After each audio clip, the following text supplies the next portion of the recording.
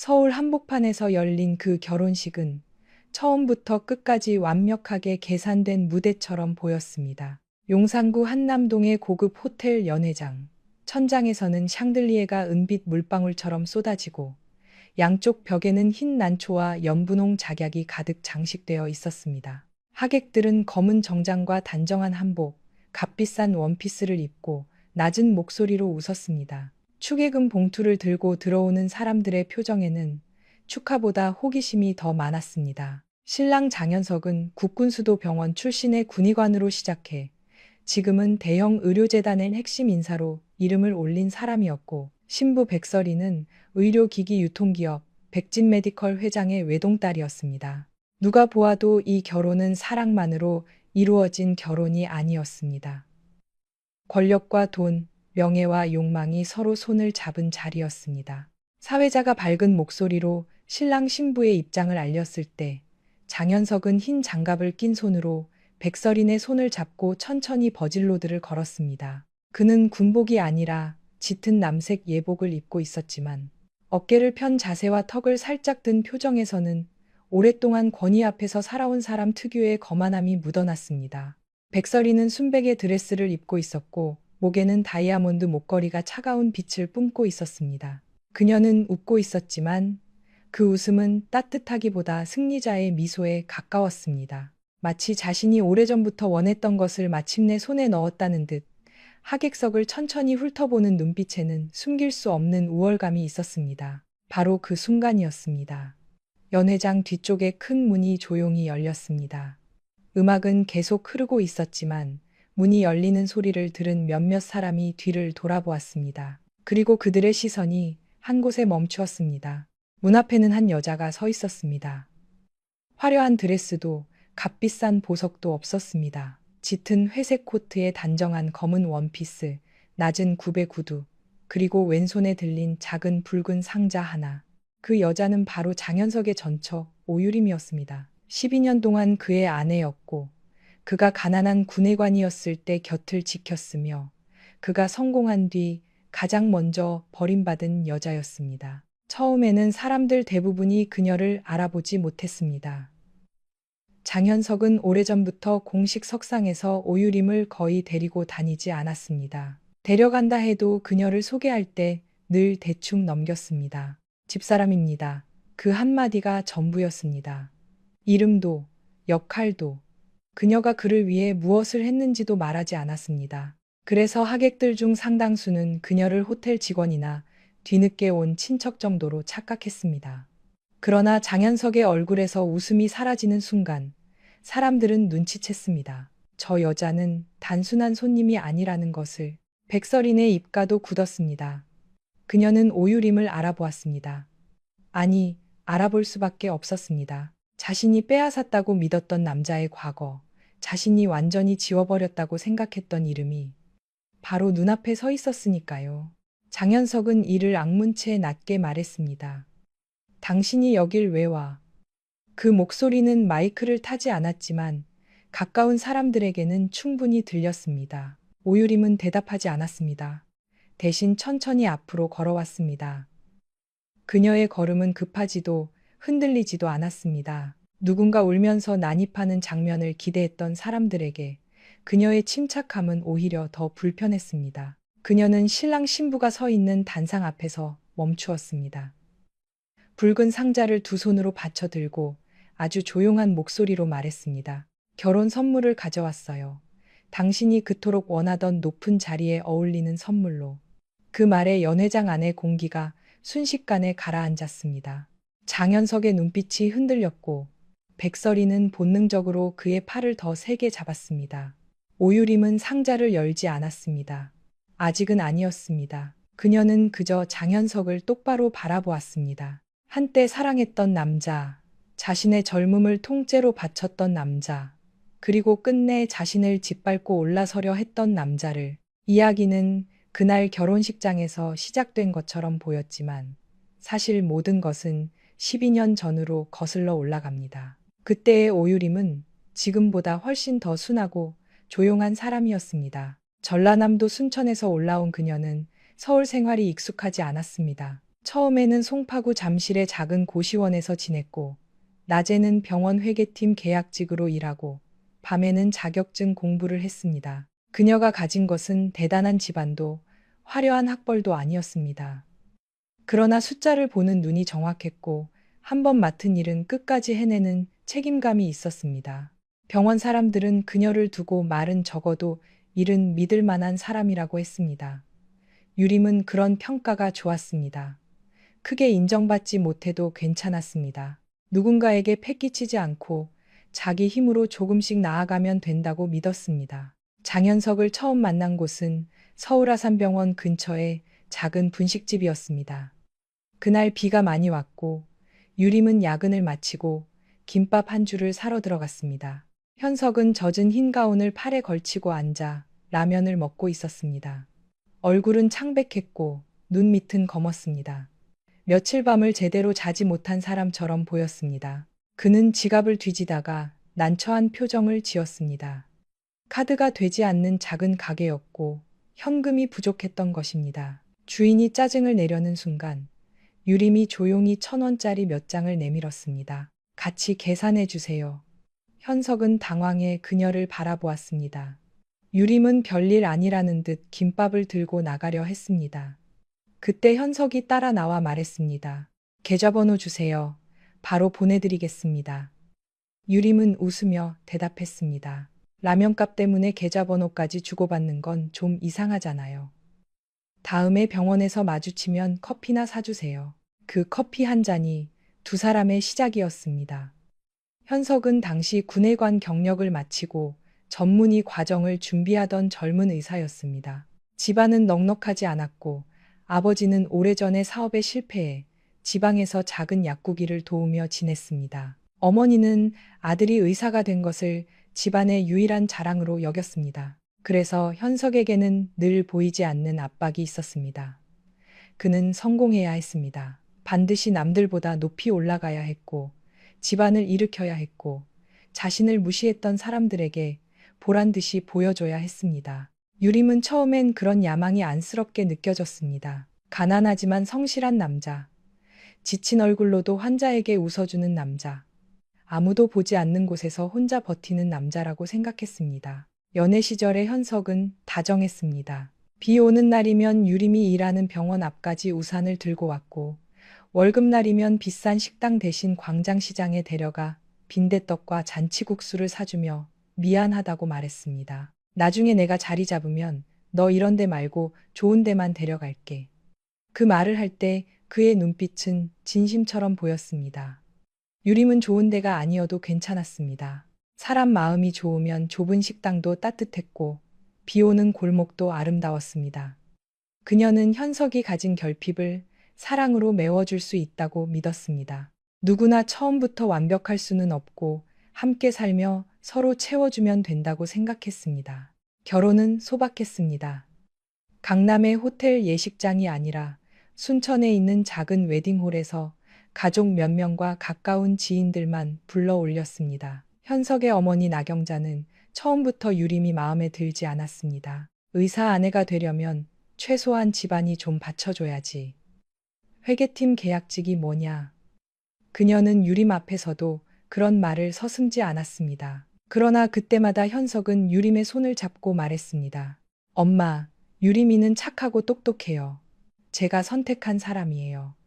그 한마디에 유림은 모든 모욕을 견딜 수 있었습니다. 시어머니가 마음에 들지 않아 해도 남편만 자신의 편이면 괜찮다고 믿었습니다. 그것이 그녀가 저지른 첫 번째 착각이었습니다. 결혼 후 두 사람은 경기도 성남시 분당구의 오래된 빌라 반지하에서 시작했습니다.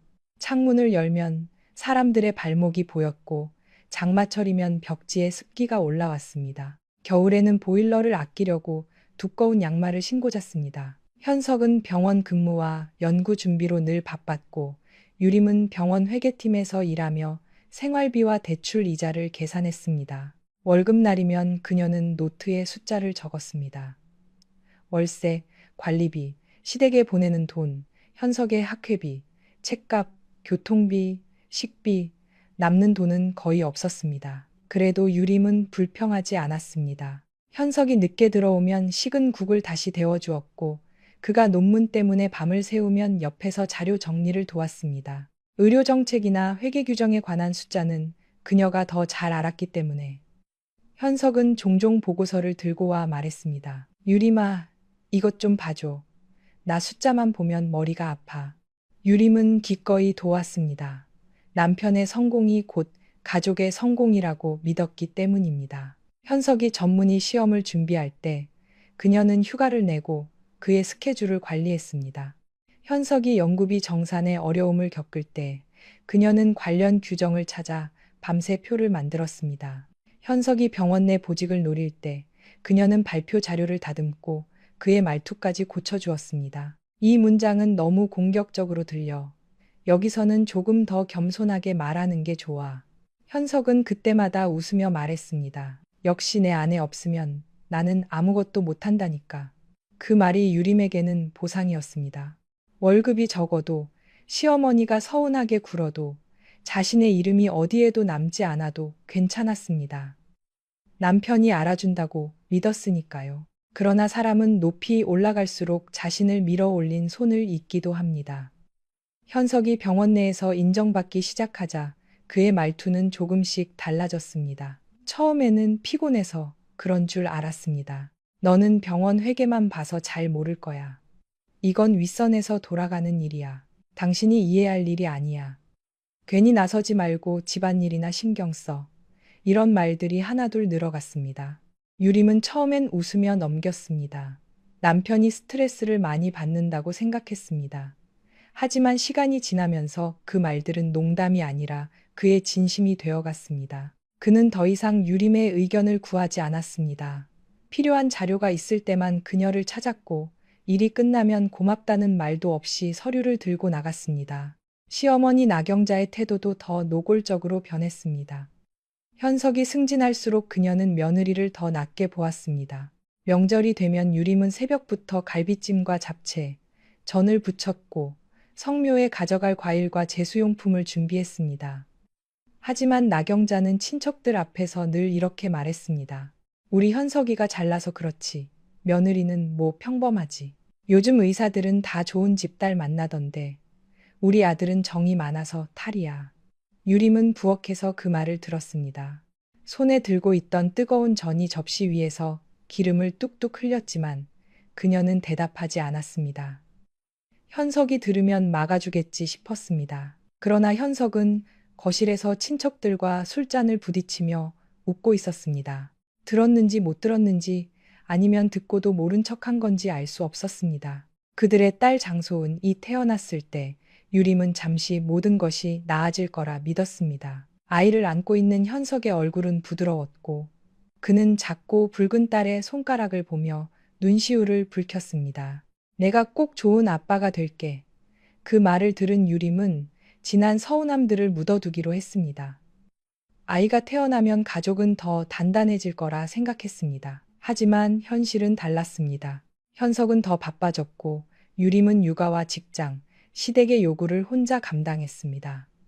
소은이 열이 펄펄 끓던 밤에도 현석은 회식 중이라는 이유로 전화를 받지 않았습니다. 유림은 아이를 업고 응급실에 달려갔고 새벽이 되어서야 현석에게 메시지가 왔습니다. 미안, 중요한 자리였어. 그 한 줄을 보며 유림은 병원 복도에서 한참을 앉아 있었습니다. 아이의 작은 손은 그녀의 손가락을 꼭 잡고 있었고 그때 그녀는 처음으로 아주 작게 생각했습니다. 나는 이 결혼 안에서 혼자인 걸까? 현석이 백설인을 만난 것은 의료기기 도입 관련 회의에서였습니다. 백설인은 백진 메디컬의 전략기획실장으로 회의에 참석했습니다. 그녀는 세련되었고 자신감이 넘쳤고 사람의 약점을 정확히 짚는 능력이 있었습니다. 현석이 무엇을 원하는지 금방 알아보았습니다. 그는 단순히 돈을 원하는 사람이 아니었습니다. 인정받고 싶어 했습니다. 높은 사람들과 같은 테이블에 앉고 싶어 했고 누군가 자신을 장 박사님이 아니라 장 이사님, 장 본부장님처럼 불러주길 원했습니다. 백설이는 그 욕망을 칭찬으로 포장해 건드렸습니다. 장 박사님은 병원에만 계시기엔 아까운 분 같아요. 의료행정 쪽으로 오시면 훨씬 큰 일을 하실 수 있을 텐데요. 그 한마디에 현석은 오래 굶은 사람처럼 반응했습니다. 처음에는 업무 연락이라고 했습니다.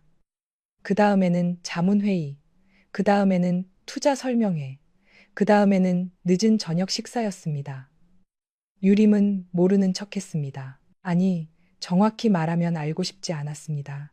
남편의 휴대전화에 뜨는 낯선 이름, 갑자기 늘어난 향수 냄새, 새벽에 들어와 샤워부터 하는 습관, 유림과 눈을 마주치지 않는 태도, 모든 것이 말하고 있었습니다. 하지만 유림은 자신에게 말했습니다. 아직 확실하지 않아. 괜히 의심하면 가정이 무너져. 소은이를 생각해야 해. 그녀는 그렇게 스스로를 설득했습니다. 여자는 때때로 남편의 거짓말을 믿어서 속는 것이 아니라 가정이 무너지는 순간을 감당할 자신이 없어 모르는 척하기도 합니다. 그러던 어느 날 현석은 집에 돌아와 소파에 앉은 유림에게 말했습니다. 우리 진지하게 이야기 좀 하자. 그 말투에는 미안함보다 피로가 묻어 있었습니다. 유림은 이미 알고 있었습니다. 어떤 대화는 시작되기도 전에 끝을 알 수 있습니다. 현석은 한참 동안 말을 고르더니 결국 이렇게 말했습니다. 유림아, 우리 서로를 위해 정리하는 게 맞는 것 같아. 유림은 그의 얼굴을 바라보았습니다. 12년을 함께 산 남자가 마치 오래된 가구를 버리듯 말하고 있었습니다. 서로를 위해? 그녀가 되물었습니다. 현석은 시선을 피했습니다. 당신도 힘들었잖아. 나도 이제 내 위치가 달라졌고 앞으로 내 옆에는 여러 자리에서 나와 함께 움직일 수 있는 사람이 필요해. 그 말은 칼보다 차가웠습니다. 유림은 잠시 아무 말도 하지 못했습니다. 내가 당신 옆에 서면 부끄러워? 그녀가 물었습니다. 현석은 대답하지 않았습니다. 침묵은 때로 가장 잔인한 대답입니다. 유림은 그날 처음으로 현석의 눈에서 자신을 보았습니다.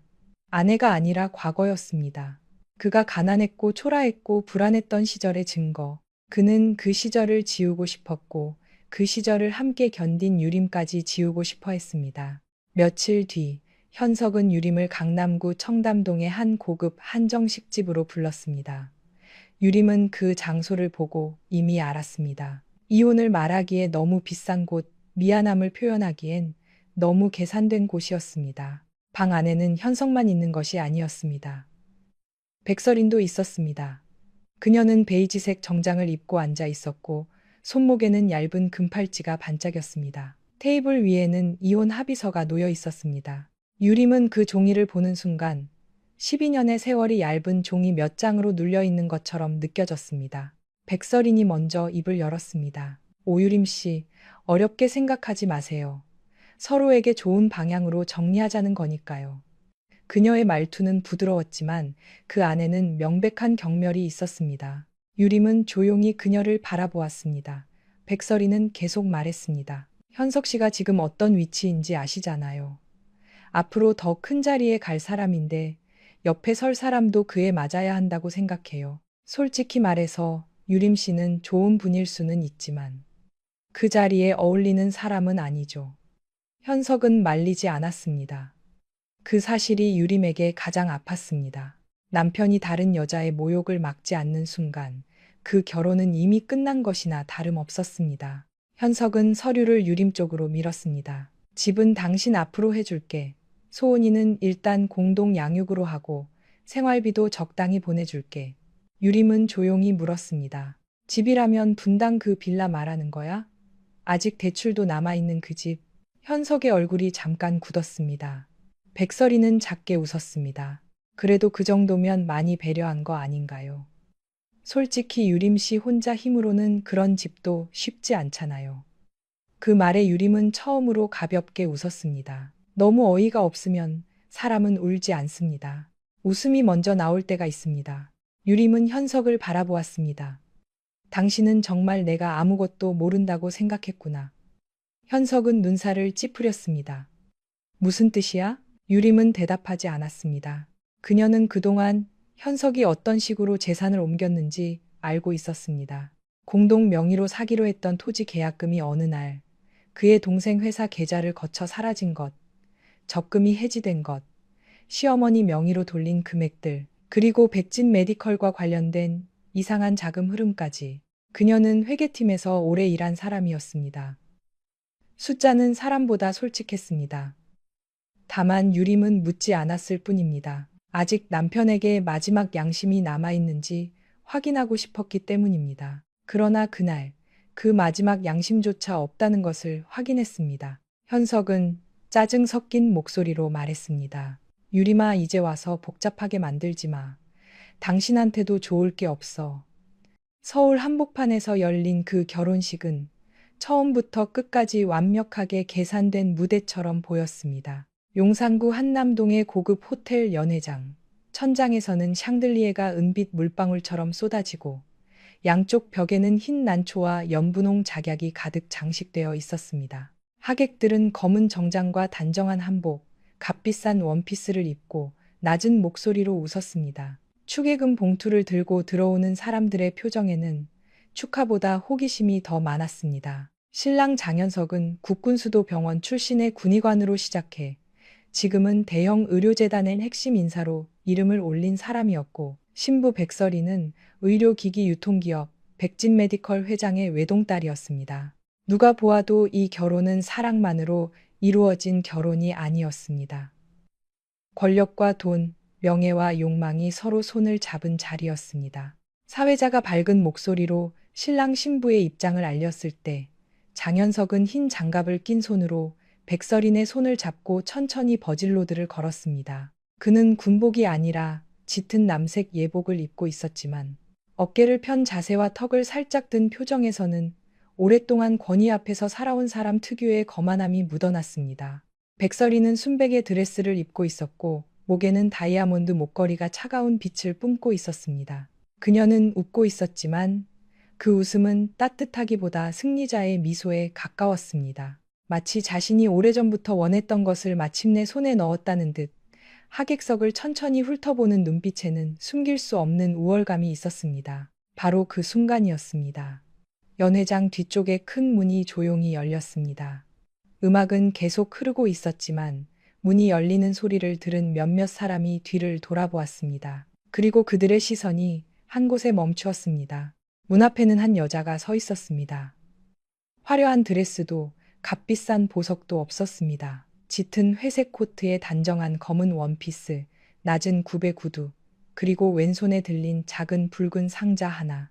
그 여자는 바로 장현석의 전처 오유림이었습니다. 12년 동안 그의 아내였고 그가 가난한 군의관이었을 때 곁을 지켰으며 그가 성공한 뒤 가장 먼저 버림받은 여자였습니다. 처음에는 사람들 대부분이 그녀를 알아보지 못했습니다. 장현석은 오래전부터 공식 석상에서 오유림을 거의 데리고 다니지 않았습니다. 데려간다 해도 그녀를 소개할 때 늘 대충 넘겼습니다. 집사람입니다. 그 한마디가 전부였습니다. 이름도, 역할도, 그녀가 그를 위해 무엇을 했는지도 말하지 않았습니다. 그래서 하객들 중 상당수는 그녀를 호텔 직원이나 뒤늦게 온 친척 정도로 착각했습니다. 그러나 장현석의 얼굴에서 웃음이 사라지는 순간 사람들은 눈치챘습니다. 저 여자는 단순한 손님이 아니라는 것을. 백설인의 입가도 굳었습니다. 그녀는 오유림을 알아보았습니다. 아니, 알아볼 수밖에 없었습니다. 자신이 빼앗았다고 믿었던 남자의 과거, 자신이 완전히 지워버렸다고 생각했던 이름이 바로 눈앞에 서 있었으니까요. 장현석은 이를 악문채 낮게 말했습니다. 당신이 여길 왜 와? 그 목소리는 마이크를 타지 않았지만 가까운 사람들에게는 충분히 들렸습니다. 오유림은 대답하지 않았습니다. 대신 천천히 앞으로 걸어왔습니다. 그녀의 걸음은 급하지도 흔들리지도 않았습니다. 누군가 울면서 난입하는 장면을 기대했던 사람들에게 그녀의 침착함은 서울 한복판에서 열린 그 결혼식은 처음부터 끝까지 완벽하게 계산된 무대처럼 보였습니다. 용산구 한남동의 고급 호텔 연회장. 천장에서는 샹들리에가 은빛 물방울처럼 쏟아지고 양쪽 벽에는 흰 난초와 연분홍 작약이 가득 장식되어 있었습니다. 하객들은 검은 정장과 단정한 한복, 값비싼 원피스를 입고 낮은 목소리로 웃었습니다. 축의금 봉투를 들고 들어오는 사람들의 표정에는 축하보다 호기심이 더 많았습니다. 신랑 장현석은 국군수도병원 출신의 군의관으로 시작해 지금은 대형 의료재단의 핵심 인사로 이름을 올린 사람이었고, 신부 백설이는 의료기기 유통기업 백진 메디컬 회장의 외동딸이었습니다. 누가 보아도 이 결혼은 사랑만으로 이루어진 결혼이 아니었습니다. 권력과 돈, 명예와 욕망이 서로 손을 잡은 자리였습니다. 사회자가 밝은 목소리로 신랑 신부의 입장을 알렸을 때 장현석은 흰 장갑을 낀 손으로 백설인의 손을 잡고 천천히 버질로드를 걸었습니다. 그는 군복이 아니라 짙은 남색 예복을 입고 있었지만 어깨를 편 자세와 턱을 살짝 든 표정에서는 오랫동안 권위 앞에서 살아온 사람 특유의 거만함이 묻어났습니다. 백설이는 순백의 드레스를 입고 있었고 목에는 다이아몬드 목걸이가 차가운 빛을 뿜고 있었습니다. 그녀는 웃고 있었지만 그 웃음은 따뜻하기보다 승리자의 미소에 가까웠습니다. 마치 자신이 오래전부터 원했던 것을 마침내 손에 넣었다는 듯 하객석을 천천히 훑어보는 눈빛에는 숨길 수 없는 우월감이 있었습니다. 바로 그 순간이었습니다. 연회장 뒤쪽에 큰 문이 조용히 열렸습니다. 음악은 계속 흐르고 있었지만 문이 열리는 소리를 들은 몇몇 사람이 뒤를 돌아보았습니다. 그리고 그들의 시선이 한 곳에 멈추었습니다. 문 앞에는 한 여자가 서 있었습니다. 화려한 드레스도 값비싼 보석도 없었습니다. 짙은 회색 코트에 단정한 검은 원피스, 낮은 굽의 구두, 그리고 왼손에 들린 작은 붉은 상자 하나. 그 여자는 바로 장현석의 전처 오유림이었습니다. 12년 동안 그의 아내였고 그가 가난한 군의관이었을 때 곁을 지켰으며 그가 성공한 뒤 가장 먼저 버림받은 여자였습니다. 처음에는 사람들 대부분이 그녀를 알아보지 못했습니다. 장현석은 오래전부터 공식 석상에서 오유림을 거의 데리고 다니지 않았습니다. 데려간다 해도 그녀를 소개할 때 늘 대충 넘겼습니다. 집사람입니다. 그 한마디가 전부였습니다. 이름도, 역할도, 그녀가 그를 위해 무엇을 했는지도 말하지 않았습니다. 그래서 하객들 중 상당수는 그녀를 호텔 직원이나 뒤늦게 온 친척 정도로 착각했습니다. 그러나 장현석의 얼굴에서 웃음이 사라지는 순간 사람들은 눈치챘습니다. 저 여자는 단순한 손님이 아니라는 것을. 백설인의 입가도 굳었습니다. 그녀는 오유림을 알아보았습니다. 아니, 알아볼 수밖에 없었습니다. 자신이 빼앗았다고 믿었던 남자의 과거, 자신이 완전히 지워버렸다고 생각했던 이름이 바로 눈앞에 서 있었으니까요. 장현석은 이를 악문채 낮게 말했습니다. 당신이 여길 왜 와? 그 목소리는 마이크를 타지 않았지만 가까운 사람들에게는 충분히 들렸습니다. 오유림은 대답하지 않았습니다. 대신 천천히 앞으로 걸어왔습니다. 그녀의 걸음은 급하지도 흔들리지도 않았습니다. 누군가 울면서 난입하는 장면을 기대했던 사람들에게 그녀의 침착함은 오히려 더 불편했습니다. 그녀는 신랑 신부가 서 있는 단상 앞에서 멈추었습니다. 붉은 상자를 두 손으로 받쳐 들고 아주 조용한 목소리로 말했습니다. 결혼 선물을 가져왔어요. 당신이 그토록 원하던 높은 자리에 어울리는 선물로. 그 말에 연회장 안의 공기가 순식간에 가라앉았습니다. 장현석의 눈빛이 흔들렸고 백설이는 본능적으로 그의 팔을 더 세게 잡았습니다.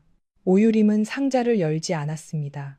아직은 아니었습니다. 그녀는 그저 장현석을 똑바로 바라보았습니다. 한때 사랑했던 남자, 자신의 젊음을 통째로 바쳤던 남자, 그리고 끝내 자신을 짓밟고 올라서려 했던 남자를. 이야기는 그날 결혼식장에서 시작된 것처럼 보였지만 사실 모든 것은 12년 전으로 거슬러 올라갑니다. 그때의 오유림은 지금보다 훨씬 더 순하고 조용한 사람이었습니다. 전라남도 순천에서 올라온 그녀는 서울 생활이 익숙하지 않았습니다. 처음에는 송파구 잠실의 작은 고시원에서 지냈고 낮에는 병원 회계팀 계약직으로 일하고 밤에는 자격증 공부를 했습니다. 그녀가 가진 것은 대단한 집안도 화려한 학벌도 아니었습니다. 그러나 숫자를 보는 눈이 정확했고 한 번 맡은 일은 끝까지 해내는 책임감이 있었습니다. 병원 사람들은 그녀를 두고 말은 적어도 일은 믿을 만한 사람이라고 했습니다. 유림은 그런 평가가 좋았습니다. 크게 인정받지 못해도 괜찮았습니다. 누군가에게 패기치지 않고 자기 힘으로 조금씩 나아가면 된다고 믿었습니다. 장현석을 처음 만난 곳은 서울아산병원 근처의 작은 분식집이었습니다. 그날 비가 많이 왔고 유림은 야근을 마치고 김밥 한 줄을 사러 들어갔습니다. 현석은 젖은 흰 가운을 팔에 걸치고 앉아 라면을 먹고 있었습니다. 얼굴은 창백했고 눈 밑은 검었습니다. 며칠 밤을 제대로 자지 못한 사람처럼 보였습니다. 그는 지갑을 뒤지다가 난처한 표정을 지었습니다. 카드가 되지 않는 작은 가게였고 현금이 부족했던 것입니다. 주인이 짜증을 내려는 순간 유림이 조용히 1,000원짜리 몇 장을 내밀었습니다. 같이 계산해 주세요. 현석은 당황해 그녀를 바라보았습니다. 유림은 별일 아니라는 듯 김밥을 들고 나가려 했습니다. 그때 현석이 따라 나와 말했습니다. 계좌번호 주세요. 바로 보내드리겠습니다. 유림은 웃으며 대답했습니다. 라면값 때문에 계좌번호까지 주고받는 건 좀 이상하잖아요. 다음에 병원에서 마주치면 커피나 사주세요. 그 커피 한 잔이 두 사람의 시작이었습니다. 현석은 당시 군의관 경력을 마치고 전문의 과정을 준비하던 젊은 의사였습니다. 집안은 넉넉하지 않았고 아버지는 오래전에 사업에 실패해 지방에서 작은 약국일을 도우며 지냈습니다. 어머니는 아들이 의사가 된 것을 집안의 유일한 자랑으로 여겼습니다. 그래서 현석에게는 늘 보이지 않는 압박이 있었습니다. 그는 성공해야 했습니다. 반드시 남들보다 높이 올라가야 했고, 집안을 일으켜야 했고, 자신을 무시했던 사람들에게 보란 듯이 보여줘야 했습니다. 유림은 처음엔 그런 야망이 안쓰럽게 느껴졌습니다. 가난하지만 성실한 남자, 지친 얼굴로도 환자에게 웃어주는 남자, 아무도 보지 않는 곳에서 혼자 버티는 남자라고 생각했습니다. 연애 시절의 현석은 다정했습니다. 비 오는 날이면 유림이 일하는 병원 앞까지 우산을 들고 왔고, 월급날이면 비싼 식당 대신 광장시장에 데려가 빈대떡과 잔치국수를 사주며 미안하다고 말했습니다. 나중에 내가 자리 잡으면 너 이런 데 말고 좋은 데만 데려갈게. 그 말을 할 때 그의 눈빛은 진심처럼 보였습니다. 유림은 좋은 데가 아니어도 괜찮았습니다. 사람 마음이 좋으면 좁은 식당도 따뜻했고 비 오는 골목도 아름다웠습니다. 그녀는 현석이 가진 결핍을 사랑으로 메워줄 수 있다고 믿었습니다. 누구나 처음부터 완벽할 수는 없고 함께 살며 서로 채워주면 된다고 생각했습니다. 결혼은 소박했습니다.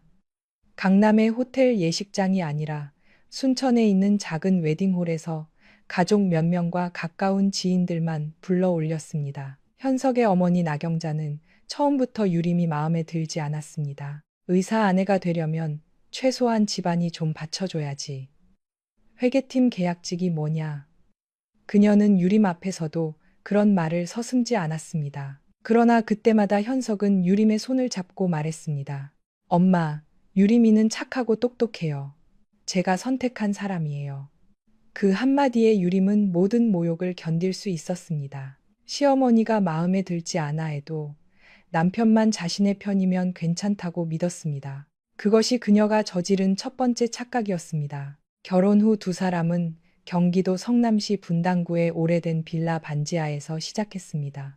창문을 열면 사람들의 발목이 보였고 장마철이면 벽지에 습기가 올라왔습니다. 겨울에는 보일러를 아끼려고 두꺼운 양말을 신고 잤습니다. 현석은 병원 근무와 연구 준비로 늘 바빴고 유림은 병원 회계팀에서 일하며 생활비와 대출 이자를 계산했습니다. 월급날이면 그녀는 노트에 숫자를 적었습니다.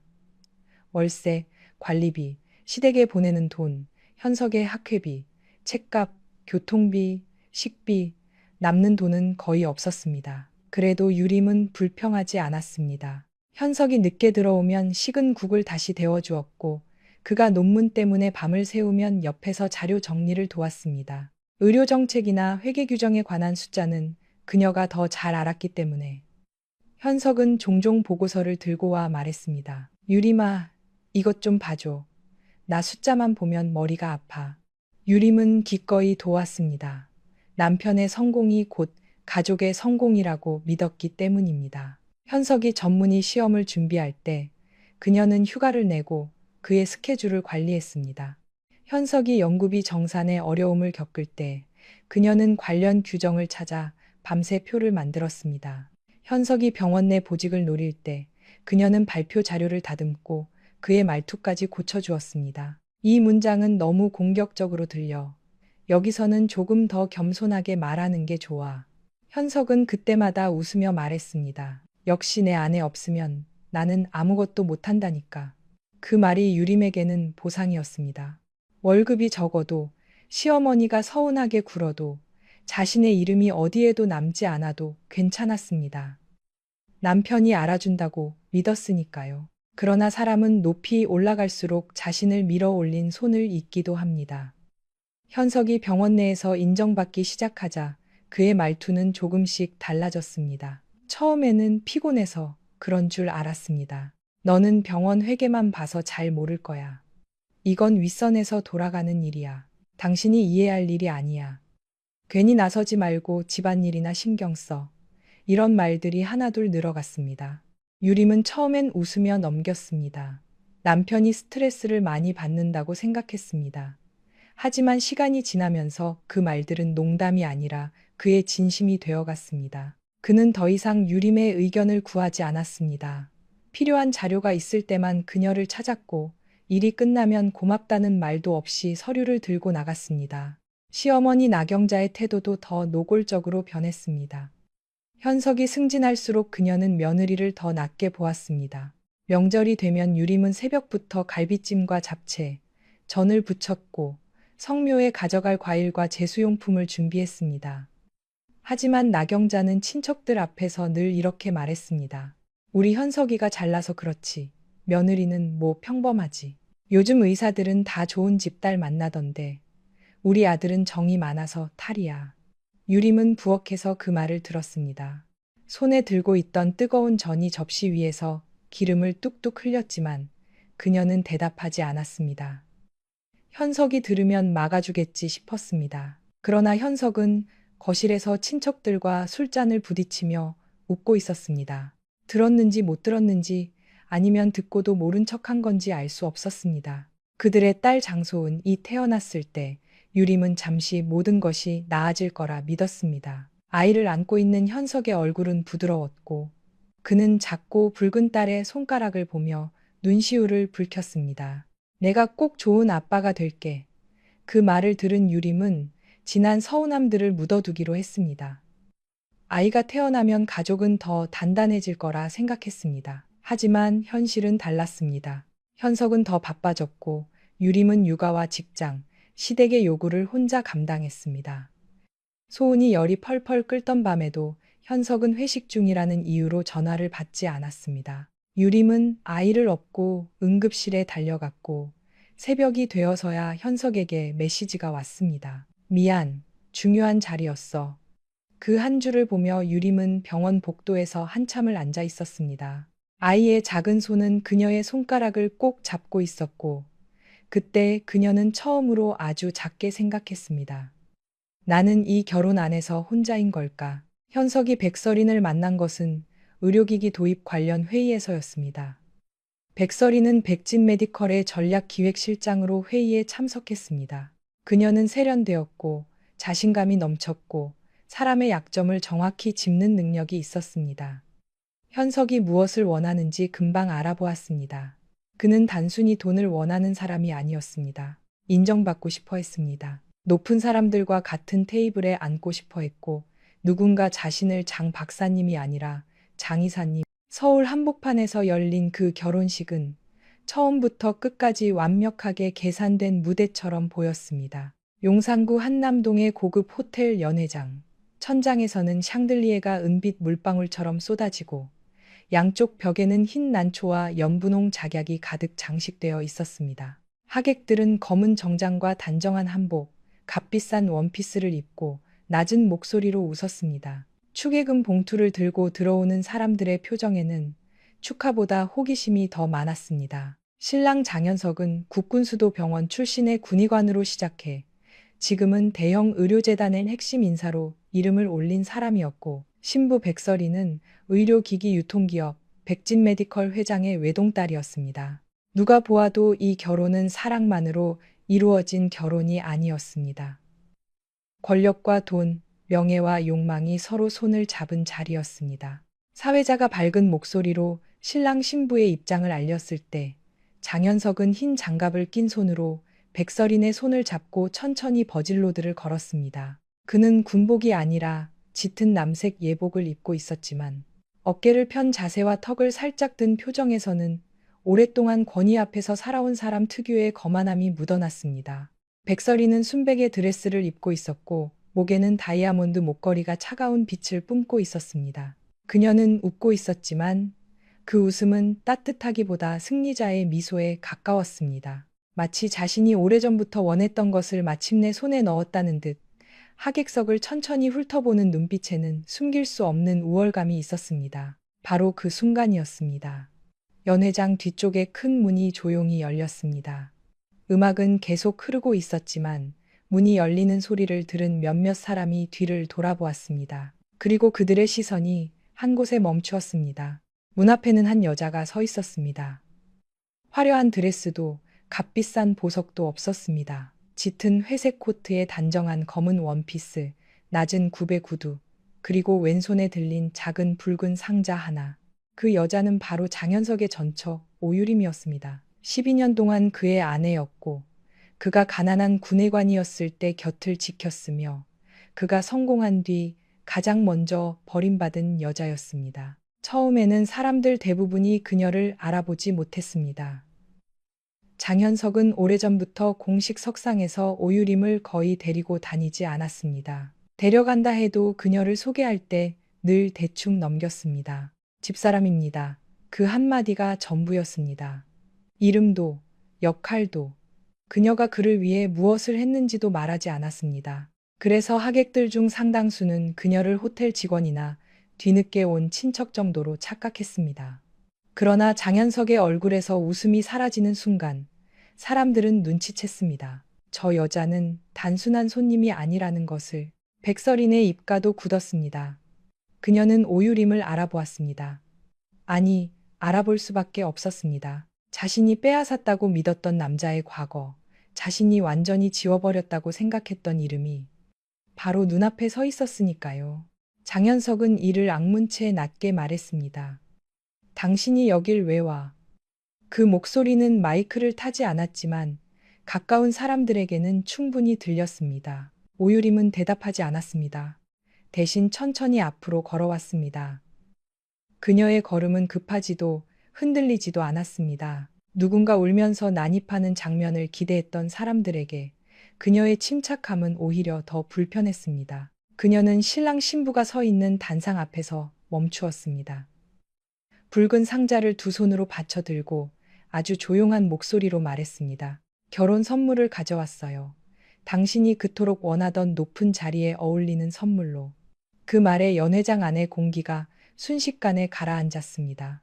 장현석의 눈빛이 흔들렸고 백설이는 본능적으로 그의 팔을 더 세게 잡았습니다. 오유림은 상자를 열지 않았습니다. 아직은 아니었습니다. 그녀는 그저 장현석을 똑바로 바라보았습니다. 한때 사랑했던 남자, 자신의 젊음을 통째로 바쳤던 남자, 그리고 끝내 자신을 짓밟고 올라서려 했던 남자를. 이야기는 그날 결혼식장에서 시작된 것처럼 보였지만 사실 모든 것은 12년 전으로 거슬러 올라갑니다. 그때의 오유림은 지금보다 훨씬 더 순하고 조용한 사람이었습니다. 전라남도 순천에서 올라온 그녀는 서울 생활이 익숙하지 않았습니다. 처음에는 송파구 잠실의 작은 고시원에서 지냈고 낮에는 병원 회계팀 계약직으로 일하고 밤에는 자격증 공부를 했습니다. 그녀가 가진 것은 대단한 집안도 화려한 학벌도 아니었습니다. 그러나 숫자를 보는 눈이 정확했고 한 번 맡은 일은 끝까지 해내는 책임감이 있었습니다. 병원 사람들은 그녀를 두고 말은 적어도 일은 믿을 만한 사람이라고 했습니다. 유림은 그런 평가가 좋았습니다. 크게 인정받지 못해도 괜찮았습니다. 누군가에게 패기치지 않고 자기 힘으로 조금씩 나아가면 된다고 믿었습니다. 장현석을 처음 만난 곳은 서울 아산병원 근처의 작은 분식집이었습니다. 그날 비가 많이 왔고 유림은 야근을 마치고 김밥 한 줄을 사러 들어갔습니다. 현석은 젖은 흰 가운을 팔에 걸치고 앉아 라면을 먹고 있었습니다. 얼굴은 창백했고 눈 밑은 검었습니다. 며칠 밤을 제대로 자지 못한 사람처럼 보였습니다. 그는 지갑을 뒤지다가 난처한 표정을 지었습니다. 카드가 되지 않는 작은 가게였고 현금이 부족했던 것입니다. 주인이 짜증을 내려는 순간 유림이 조용히 1,000원짜리 몇 장을 내밀었습니다. 같이 계산해 주세요. 현석은 당황해 그녀를 바라보았습니다. 유림은 별일 아니라는 듯 김밥을 들고 나가려 했습니다. 그때 현석이 따라 나와 말했습니다. 계좌번호 주세요. 바로 보내드리겠습니다. 유림은 웃으며 대답했습니다. 라면값 때문에 계좌번호까지 주고받는 건 좀 이상하잖아요. 다음에 병원에서 마주치면 커피나 사주세요. 그 커피 한 잔이 두 사람의 시작이었습니다. 현석은 당시 군의관 경력을 마치고 전문의 과정을 준비하던 젊은 의사였습니다. 집안은 넉넉하지 않았고 아버지는 오래전에 사업에 실패해 지방에서 작은 약국일을 도우며 지냈습니다. 어머니는 아들이 의사가 된 것을 집안의 유일한 자랑으로 여겼습니다. 그래서 현석에게는 늘 보이지 않는 압박이 있었습니다. 그는 성공해야 했습니다. 반드시 남들보다 높이 올라가야 했고, 집안을 일으켜야 했고, 자신을 무시했. 서울 한복판에서 열린 그 결혼식은 처음부터 끝까지 완벽하게 계산된 무대처럼 보였습니다. 용산구 한남동의 고급 호텔 연회장. 천장에서는 샹들리에가 은빛 물방울처럼 쏟아지고 양쪽 벽에는 흰 난초와 연분홍 작약이 가득 장식되어 있었습니다. 하객들은 검은 정장과 단정한 한복, 값비싼 원피스를 입고 낮은 목소리로 웃었습니다. 축의금 봉투를 들고 들어오는 사람들의 표정에는 축하보다 호기심이 더 많았습니다. 신랑 장현석은 국군수도병원 출신의 군의관으로 시작해 지금은 대형 의료재단의 핵심 인사로 이름을 올린 사람이었고, 신부 백설이는 의료기기 유통기업 백진메디컬 회장의 외동딸이었습니다. 누가 보아도 이 결혼은 사랑만으로 이루어진 결혼이 아니었습니다. 권력과 돈, 명예와 욕망이 서로 손을 잡은 자리였습니다. 사회자가 밝은 목소리로 신랑 신부의 입장을 알렸을 때 장현석은 흰 장갑을 낀 손으로 백설인의 손을 잡고 천천히 버질로드를 걸었습니다. 그는 군복이 아니라 짙은 남색 예복을 입고 있었지만 어깨를 편 자세와 턱을 살짝 든 표정에서는 오랫동안 권위 앞에서 살아온 사람 특유의 거만함이 묻어났습니다. 백설이는 순백의 드레스를 입고 있었고 목에는 다이아몬드 목걸이가 차가운 빛을 뿜고 있었습니다. 그녀는 웃고 있었지만 그 웃음은 따뜻하기보다 승리자의 미소에 가까웠습니다. 마치 자신이 오래전부터 원했던 것을 마침내 손에 넣었다는 듯 하객석을 천천히 훑어보는 눈빛에는 숨길 수 없는 우월감이 있었습니다. 바로 그 순간이었습니다. 연회장 뒤쪽에 큰 문이 조용히 열렸습니다. 음악은 계속 흐르고 있었지만 문이 열리는 소리를 들은 몇몇 사람이 뒤를 돌아보았습니다. 그리고 그들의 시선이 한 곳에 멈추었습니다. 문 앞에는 한 여자가 서 있었습니다. 화려한 드레스도 값비싼 보석도 없었습니다. 짙은 회색 코트에 단정한 검은 원피스, 낮은 굽의 구두, 그리고 왼손에 들린 작은 붉은 상자 하나. 그 여자는 바로 장현석의 전처 오유림이었습니다. 12년 동안 그의 아내였고 그가 가난한 군의관이었을 때 곁을 지켰으며 그가 성공한 뒤 가장 먼저 버림받은 여자였습니다. 처음에는 사람들 대부분이 그녀를 알아보지 못했습니다. 장현석은 오래전부터 공식 석상에서 오유림을 거의 데리고 다니지 않았습니다. 데려간다 해도 그녀를 소개할 때 늘 대충 넘겼습니다. 집사람입니다. 그 한마디가 전부였습니다. 이름도, 역할도, 그녀가 그를 위해 무엇을 했는지도 말하지 않았습니다. 그래서 하객들 중 상당수는 그녀를 호텔 직원이나 뒤늦게 온 친척 정도로 착각했습니다. 그러나 장현석의 얼굴에서 웃음이 사라지는 순간 사람들은 눈치챘습니다. 저 여자는 단순한 손님이 아니라는 것을. 백설인의 입가도 굳었습니다. 그녀는 오유림을 알아보았습니다. 아니, 알아볼 수밖에 없었습니다. 자신이 빼앗았다고 믿었던 남자의 과거, 자신이 완전히 지워버렸다고 생각했던 이름이 바로 눈앞에 서 있었으니까요. 장현석은 이를 악문 채 낮게 말했습니다. 당신이 여길 왜 와? 그 목소리는 마이크를 타지 않았지만 가까운 사람들에게는 충분히 들렸습니다. 오유림은 대답하지 않았습니다. 대신 천천히 앞으로 걸어왔습니다. 그녀의 걸음은 급하지도 흔들리지도 않았습니다. 누군가 울면서 난입하는 장면을 기대했던 사람들에게 그녀의 침착함은 오히려 더 불편했습니다. 그녀는 신랑 신부가 서 있는 단상 앞에서 멈추었습니다. 붉은 상자를 두 손으로 받쳐 들고 아주 조용한 목소리로 말했습니다. 결혼 선물을 가져왔어요. 당신이 그토록 원하던 높은 자리에 어울리는 선물로. 그 말에 연회장 안의 공기가 순식간에 가라앉았습니다. 장현석의 눈빛이 흔들렸고 백설이는 본능적으로 그의 팔을 더 세게 잡았습니다. 오유림은 상자를 열지 않았습니다. 아직은 아니었습니다. 그녀는 그저 장현석을 똑바로 바라보았습니다. 한때 사랑했던 남자, 자신의 젊음을 통째로 바쳤던 남자, 그리고 끝내 자신을 짓밟고 올라서려 했던 남자를. 이야기는 그날 결혼식장에서 시작된 것처럼 보였지만 사실 모든 것은 12년 전으로 거슬러 올라갑니다. 그때의 오유림은 지금보다 훨씬 더 순하고 조용한 사람이었습니다. 전라남도 순천에서 올라온 그녀는 서울 생활이 익숙하지 않았습니다. 처음에는 송파구 잠실의 작은 고시원에서 지냈고, 낮에는 병원 회계팀 계약직으로 일하고, 밤에는 자격증 공부를 했습니다. 그녀가 가진 것은 대단한 집안도 화려한 학벌도 아니었습니다. 그러나 숫자를 보는 눈이 정확했고, 한 번 맡은 일은 끝까지 해내는 책임감이 있었습니다. 병원 사람들은 그녀를 두고 말은 적어도 일은 믿을 만한 사람이라고 했습니다. 유림은 그런 평가가 좋았습니다.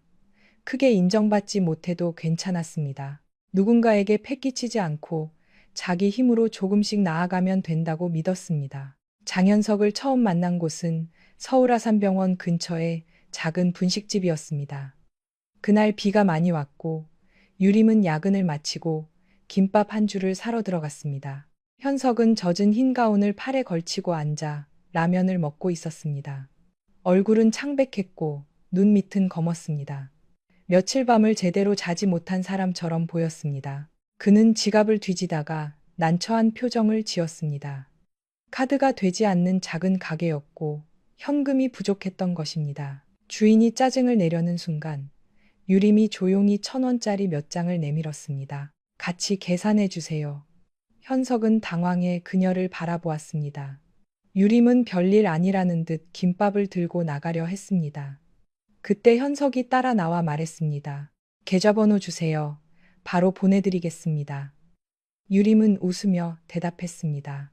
라면값 때문에 계좌번호까지 주고받는 건 좀 이상하잖아요. 다음에 병원에서 마주치면 커피나 사주세요. 그 커피 한 잔이 두 사람의 시작이었습니다. 현석은 당시 군의관 경력을 마치고 전문의 과정을 준비하던 젊은 의사였습니다. 집안은 넉넉하지 않았고 아버지는 오래전에 사업에 실패해 지방에서 작은 약국일을 도우며 지냈습니다. 어머니는 아들이 의사가 된 것을 집안의 유일한 자랑으로 여겼습니다. 그래서 현석에게는 늘 보이지 않는 압박이 있었습니다. 그는 성공해야 했습니다. 반드시 남들보다 높이 올라가야 했고, 집안을 일으켜야 했고, 자신을 무시했던 사람들에게 보란 듯이 보여줘야 했습니다. 유림은 처음엔 그런 야망이 안쓰럽게 느껴졌습니다. 가난하지만 성실한 남자, 지친 얼굴로도 환자에게 웃어주는 남자, 아무도 보지 않는 곳에서 혼자 버티는 남자라고 생각했습니다. 연애 시절의 현석은 다정했습니다. 비 오는 날이면 유림이 일하는 병원 앞까지 우산을 들고 왔고, 월급날이면 비싼 식당 대신 광장시장에 데려가 빈대떡과 잔치국수를 사주며 미안하다고 말했습니다. 나중에 내가 자리 잡으면 너 이런 데 말고 좋은 데만 데려갈게. 그 말을 할 때 그의 눈빛은 진심처럼 보였습니다. 유림은 좋은 데가 아니어도 괜찮았습니다. 사람 마음이 좋으면 좁은 식당도 따뜻했고 비 오는 골목도 아름다웠습니다. 그녀는 현석이 가진 결핍을 사랑으로 메워줄 수 있다고 믿었습니다. 누구나 처음부터 완벽할 수는 없고 함께 살며 서로 채워주면 된다고 생각했습니다. 결혼은 소박했습니다. 강남의 호텔 예식장이 아니라 순천에 있는 작은 웨딩홀에서 가족 몇 명과 가까운 지인들만 불러 올렸습니다. 현석의 어머니 나경자는 처음부터 유림이 마음에 들지 않았습니다. 의사 아내가 되려면 최소한 집안이 좀 받쳐줘야지. 회계팀 계약직이 뭐냐. 그녀는 유림 앞에서도 그런 말을 서슴지 않았습니다. 그러나 그때마다 현석은 유림의 손을 잡고 말했습니다. 엄마, 유림이는 착하고 똑똑해요. 제가 선택한 사람이에요. 그 한마디에 유림은 모든 모욕을 견딜 수 있었습니다. 서울 한복판에서 열린 그 결혼식은 처음부터 끝까지 완벽하게 계산된 무대처럼 보였습니다. 용산구 한남동의 고급 호텔 연회장. 천장에서는 샹들리에가 은빛 물방울처럼 쏟아지고 양쪽 벽에는 흰 난초와 연분홍 작약이 가득 장식되어 있었습니다. 하객들은 검은 정장과 단정한 한복, 값비싼 원피스를 입고 낮은 목소리로 웃었습니다. 축의금 봉투를 들고 들어오는 사람들의 표정에는 축하보다 호기심이 더 많았습니다. 신랑 장현석은 국군수도병원 출신의 군의관으로 시작해 지금은 대형 의료재단의 핵심 인사로 이름을 올린 사람이었고, 신부 백설이는 의료기기 유통기업 백진메디컬 회장의 외동딸이었습니다. 누가 보아도 이 결혼은 사랑만으로 이루어진 결혼이 아니었습니다. 권력과 돈, 명예와 욕망이 서로 손을 잡은 자리였습니다. 사회자가 밝은 목소리로 신랑 신부의 입장을 알렸을 때 장현석은 흰 장갑을 낀 손으로 백설인의 손을 잡고 천천히 버질로드를 걸었습니다. 그는 군복이 아니라 짙은 남색 예복을 입고 있었지만 어깨를 편 자세와 턱을 살짝 든 표정에서는 오랫동안 권위 앞에서 살아온 사람 특유의 거만함이 묻어났습니다. 백설이는 순백의 드레스를 입고 있었고 목에는 다이아몬드 목걸이가 차가운 빛을 뿜고 있었습니다. 그녀는 웃고 있었지만 그 웃음은 따뜻하기보다 승리자의 미소에 가까웠습니다. 마치 자신이 오래전부터 원했던 것을 마침내 손에 넣었다는 듯 하객석을 천천히 훑어보는 눈빛에는 숨길 수 없는 우월감이 있었습니다. 바로 그 순간이었습니다. 연회장 뒤쪽에 큰 문이 조용히 열렸습니다. 음악은 계속 흐르고 있었지만 문이 열리는 소리를 들은 몇몇 사람이 뒤를 돌아보았습니다. 그리고 그들의 시선이 한 곳에 멈추었습니다. 문 앞에는 한 여자가 서 있었습니다. 화려한 드레스도 값비싼 보석도 없었습니다. 짙은 회색 코트에 단정한 검은 원피스, 낮은 굽의 구두, 그리고 왼손에 들린 작은 붉은 상자 하나. 그 여자는 바로 장현석의 전처 오유림이었습니다. 12년 동안 그의 아내였고 그가 가난한 군의관이었을 때 곁을 지켰으며 그가 성공한 뒤 가장 먼저 버림받은 여자였습니다. 처음에는 사람들 대부분이 그녀를 알아보지 못했습니다. 장현석은 오래전부터 공식 석상에서 오유림을 거의 데리고 다니지 않았습니다. 데려간다 해도 그녀를 소개할 때 늘 대충 넘겼습니다. 집사람입니다. 그 한마디가 전부였습니다. 이름도, 역할도, 그녀가 그를 위해 무엇을 했는지도 말하지 않았습니다. 그래서 하객들 중 상당수는 그녀를 호텔 직원이나 뒤늦게 온 친척 정도로 착각했습니다. 그러나 장현석의 얼굴에서 웃음이 사라지는 순간 사람들은 눈치챘습니다. 저 여자는 단순한 손님이 아니라는 것을. 백설인의 입가도 굳었습니다. 그녀는 오유림을 알아보았습니다. 아니, 알아볼 수밖에 없었습니다. 자신이 빼앗았다고 믿었던 남자의 과거, 자신이 완전히 지워버렸다고 생각했던 이름이 바로 눈앞에 서 있었으니까요. 장현석은 이를 악문채 낮게 말했습니다. 당신이 여길 왜 와? 그 목소리는 마이크를 타지 않았지만 가까운 사람들에게는 충분히 들렸습니다. 오유림은 대답하지 않았습니다. 대신 천천히 앞으로 걸어왔습니다. 그녀의 걸음은 급하지도 흔들리지도 않았습니다. 누군가 울면서 난입하는 장면을 기대했던 사람들에게 그녀의 침착함은 오히려 더 불편했습니다. 그녀는 신랑 신부가 서 있는 단상 앞에서 멈추었습니다. 붉은 상자를 두 손으로 받쳐 들고 아주 조용한 목소리로 말했습니다. 결혼 선물을 가져왔어요. 당신이 그토록 원하던 높은 자리에 어울리는 선물로. 그 말에 연회장 안의 공기가 순식간에 가라앉았습니다. 장현석의 눈빛이 흔들렸고 백설이는 본능적으로 그의 팔을 더 세게 잡았습니다. 오유림은 상자를 열지 않았습니다. 아직은 아니었습니다. 그녀는 그저 장현석을 똑바로 바라보았습니다. 한때 사랑했던 남자, 자신의 젊음을 통째로 바쳤던 남자, 그리고 끝내 자신을 짓밟고 올라서려 했던 남자를.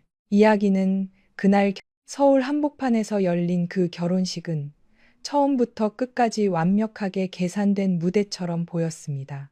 용산구 한남동의 고급 호텔 연회장. 천장에서는 샹들리에가 은빛 물방울처럼 쏟아지고 양쪽 벽에는 흰 난초와 연분홍 작약이 가득 장식되어 있었습니다. 하객들은 검은 정장과 단정한 한복, 값비싼 원피스를 입고 낮은 목소리로 웃었습니다. 축의금 봉투를 들고 들어오는 사람들의 표정에는 축하보다 호기심이 더 많았습니다. 신랑 장현석은 국군수도병원 출신의 군의관으로 시작해 지금은 대형 의료재단의 핵심 인사로 이름을 올린 사람이었고, 신부 백설이는 의료기기 유통기업 백진메디컬 회장의 외동딸이었습니다. 누가 보아도 이 결혼은 사랑만으로 이루어진 결혼이 아니었습니다. 권력과 돈, 명예와 욕망이 서로 손을 잡은 자리였습니다. 사회자가 밝은 목소리로 신랑 신부의 입장을 알렸을 때 장현석은 흰 장갑을 낀 손으로 백설인의 손을 잡고 천천히 버질로드를 걸었습니다. 그는 군복이 아니라 짙은 남색 예복을 입고 있었지만 어깨를 편 자세와 턱을 살짝 든 표정에서는 오랫동안 권위 앞에서 살아온 사람 특유의 거만함이 묻어났습니다. 백설이는 순백의 드레스를 입고 있었고 목에는 다이아몬드 목걸이가 차가운 빛을 뿜고 있었습니다. 그녀는 웃고 있었지만 그 웃음은 따뜻하기보다 승리자의 미소에 가까웠습니다. 마치 자신이 오래전부터 원했던 것을 마침내 손에 넣었다는 듯 하객석을 천천히 훑어보는 눈빛에는 숨길 수 없는 우월감이 있었습니다. 바로 그 순간이었습니다. 연회장 뒤쪽에 큰 문이 조용히 열렸습니다. 음악은 계속 흐르고 있었지만 문이 열리는 소리를 들은 몇몇 사람이 뒤를 돌아보았습니다. 그리고 그들의 시선이 한 곳에 멈추었습니다. 문 앞에는 한 여자가 서 있었습니다. 화려한 드레스도 값비싼 보석도 없었습니다. 짙은 회색 코트에 단정한 검은 원피스, 낮은 굽의 구두, 그리고 왼손에 들린 작은 붉은 상자 하나.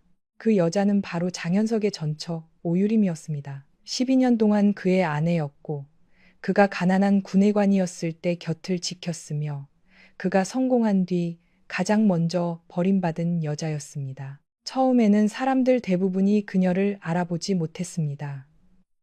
장현석은 오래전부터 공식 석상에서 오유림을 거의 데리고 다니지 않았습니다. 데려간다 해도 그녀를 소개할 때 늘 대충 넘겼습니다. 집사람입니다.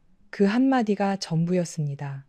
이름도, 역할도, 그녀가 그를 위해 무엇을 했는지도 말하지 않았습니다. 그래서 하객들 중 상당수는 그녀를 호텔 직원이나 뒤늦게 온 친척 정도로 착각했습니다. 그러나 장현석의 얼굴에서 웃음이 사라지는 순간 사람들은 눈치챘습니다. 저 여자는 단순한 손님이 아니라는 것을. 백설인의 입가도 굳었습니다. 그녀는 오유림을 알아보았습니다. 아니, 알아볼 수밖에 없었습니다. 자신이 빼앗았다고 믿었던 남자의 과거, 자신이 완전히 지워버렸다고 생각했던 이름이 바로 눈앞에 서 있었으니까요. 장현석은 이를 악문 채 낮게 말했습니다. 당신이 여길 왜 와? 그 목소리는 마이크를 타지 않았지만 가까운 사람들에게는 충분히 들렸습니다. 오유림은 대답하지 않았습니다. 대신 천천히 앞으로 걸어왔습니다. 그녀의 걸음은 급하지도 흔들리지도 않았습니다. 누군가 울면서 난입하는 장면을 기대했던 사람들에게 그녀의 침착함은 오히려 더 불편했습니다. 그녀는 신랑 신부가 서 있는 단상 앞에서 멈추었습니다. 붉은 상자를 두 손으로 받쳐 들고 아주 조용한 목소리로 말했습니다. 결혼 선물을 가져왔어요. 당신이 그토록 원하던 높은 자리에 어울리는 선물로. 그 말에 연회장 안의 공기가 순식간에 가라앉았습니다. 장현석의 눈빛이 흔들렸고 백설이는 본능적으로 그의 팔을 더 세게 잡았습니다. 오유림은 상자를 열지 않았습니다. 아직은 아니었습니다. 그녀는 그저 장현석을 똑바로 바라보았습니다. 한때 사랑했던 남자, 자신의 젊음을 통째로 바쳤던 남자, 그리고 끝내 자신을 짓밟고 올라서려 했던 남자를. 이야기는 그날 결혼식장에서 시작된 것처럼 보였지만 사실 모든 것은 12년 전으로 거슬러 올라갑니다. 그때의 오유림은 지금보다 훨씬 더 순하고 조용한 사람이었습니다. 전라남도 순천에서 올라온 그녀는 서울 생활이 익숙하지 않았습니다. 처음에는 송파구 잠실의 작은 고시원에서 지냈고, 낮에는 병원 회계팀 계약직으로 서울 한복판에서 열린 그 결혼식은 처음부터 끝까지 완벽하게 계산된 무대처럼 보였습니다. 용산구 한남동의 고급 호텔 연회장. 천장에서는 샹들리에가 은빛 물방울처럼 쏟아지고 양쪽 벽에는 흰 난초와 연분홍 작약이 가득 장식되어 있었습니다. 하객들은 검은 정장과 단정한 한복, 값비싼 원피스를 입고 낮은 목소리로 웃었습니다. 축의금 봉투를 들고 들어오는 사람들의 표정에는 축하보다 호기심이 더 많았습니다. 신랑 장현석은 국군수도병원 출신의 군의관으로 시작해 지금은 대형 의료재단의 핵심 인사로 이름을 올린 사람이었고, 신부 백설이는 의료기기 유통기업 백진메디컬 회장의 외동딸이었습니다. 누가 보아도 이 결혼은 사랑만으로 이루어진 결혼이 아니었습니다. 권력과 돈, 명예와 욕망이 서로 손을 잡은 자리였습니다. 사회자가 밝은 목소리로 신랑 신부의 입장을 알렸을 때 장현석은 흰 장갑을 낀 손으로 백설인의 손을 잡고 천천히 버질로드를 걸었습니다. 그는 군복이 아니라 짙은 남색 예복을 입고 있었지만 어깨를 편 자세와 턱을 살짝 든 표정에서는 오랫동안 권위 앞에서 살아온 사람 특유의 거만함이 묻어났습니다. 백설이는 순백의 드레스를 입고 있었고 목에는 다이아몬드 목걸이가 차가운 빛을 뿜고 있었습니다. 그녀는 웃고 있었지만 그 웃음은 따뜻하기보다 승리자의 미소에 가까웠습니다. 마치 자신이 오래전부터 원했던 것을 마침내 손에 넣었다는 듯 하객석을 천천히 훑어보는 눈빛에는 숨길 수 없는 우월감이 있었습니다. 바로 그 순간이었습니다. 연회장 뒤쪽에 큰 문이 조용히 열렸습니다. 음악은 계속 흐르고 있었지만 문이 열리는 소리를 들은 몇몇 사람이 뒤를 돌아보았습니다. 그리고 그들의 시선이 한 곳에 멈추었습니다. 문 앞에는 한 여자가 서 있었습니다. 화려한 드레스도 값비싼 보석도 없었습니다. 짙은 회색 코트에 단정한 검은 원피스, 낮은 굽의 구두, 그리고 왼손에 들린 작은 붉은 상자 하나. 그 여자는 바로 장현석의 전처 오유림이었습니다. 12년 동안 그의 아내였고, 그가 가난한 군의관이었을 때 곁을 지켰으며, 그가 성공한 뒤 가장 먼저 버림받은 여자였습니다. 처음에는 사람들 대부분이 그녀를 알아보지 못했습니다. 장현석은 오래전부터 공식 석상에서 오유림을 거의 데리고 다니지 않았습니다. 데려간다 해도 그녀를 소개할 때 늘 대충 넘겼습니다. 집사람입니다. 그 한마디가 전부였습니다. 이름도, 역할도, 그녀가 그를 위해 무엇을 했는지도 말하지 않았습니다. 그래서 하객들 중 상당수는 그녀를 호텔 직원이나 뒤늦게 온 친척 정도로 착각했습니다. 그러나 장현석의 얼굴에서 웃음이 사라지는 순간 사람들은 눈치챘습니다. 저 여자는 단순한 손님이 아니라는 것을. 백설인의 입가도 굳었습니다. 그녀는 오유림을 알아보았습니다. 아니, 알아볼 수밖에 없었습니다. 자신이 빼앗았다고 믿었던 남자의 과거, 자신이 완전히 지워버렸다고 생각했던 이름이 바로 눈앞에 서 있었으니까요. 장현석은 이를 악문채 낮게 말했습니다. 당신이 여길 왜 와? 그 목소리는 마이크를 타지 않았지만 가까운 사람들에게는 충분히 들렸습니다. 오유림은 대답하지 않았습니다. 대신 천천히 앞으로 걸어왔습니다.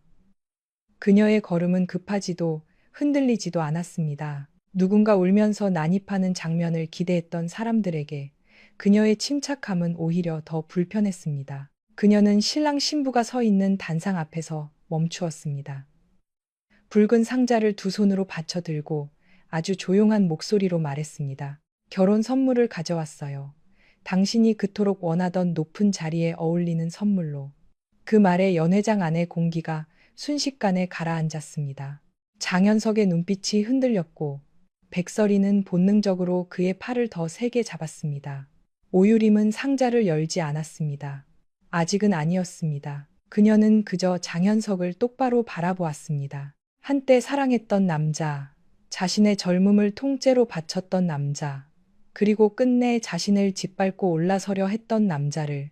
이야기는 그날 결혼식장에서 시작된 것처럼 보였지만 사실 모든 것은 12년 전으로 거슬러 올라갑니다. 그때의 오유림은 지금보다 훨씬 더 순하고 조용한 사람이었습니다. 전라남도 순천에서 올라온 그녀는 서울 생활이 익숙하지 않았습니다. 처음에는 송파구 잠실의 작은 고시원에서 지냈고, 낮에는 병원 회계팀 계약직으로 일하고, 밤에는 자격증 공부를 했습니다. 그녀가 가진 것은 대단한 집안도 화려한 학벌도 아니었습니다.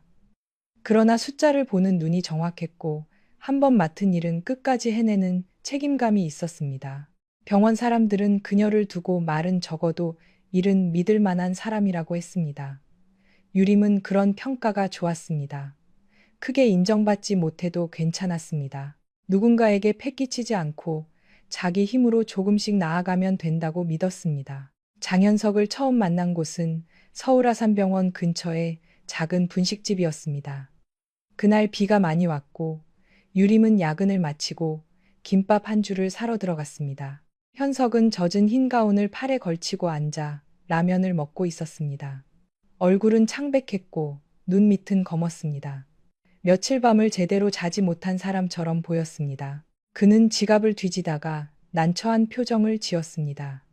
카드가 되지 않는 작은 가게였고 현금이 부족했던 것입니다. 주인이 짜증을 내려는 순간 유림이 조용히 1,000원짜리 몇 장을 서울 한복판에서 열린 그 결혼식은 처음부터 끝까지 완벽하게 계산된 무대처럼 보였습니다. 용산구 한남동의 고급 호텔 연회장. 천장에서는 샹들리에가 은빛 물방울처럼 쏟아지고 양쪽 벽에는 흰 난초와 연분홍 작약이 가득 장식되어 있었습니다. 하객들은 검은 정장과 단정한 한복, 값비싼 원피스를 입고 낮은 목소리로 웃었습니다. 축의금 봉투를 들고 들어오는 사람들의 표정에는 축하보다 호기심이 더 많았습니다. 신랑 장현석은 국군수도병원 출신의 군의관으로 시작해 지금은 대형 의료재단의 핵심 인사로 이름을 올린 사람이었고, 신부 백설이는 의료기기 유통기업 백진메디컬 회장의 외동딸이었습니다. 누가 보아도 이 결혼은 사랑만으로 이루어진 결혼이 아니었습니다. 권력과 돈, 명예와 욕망이 서로 손을 잡은 자리였습니다.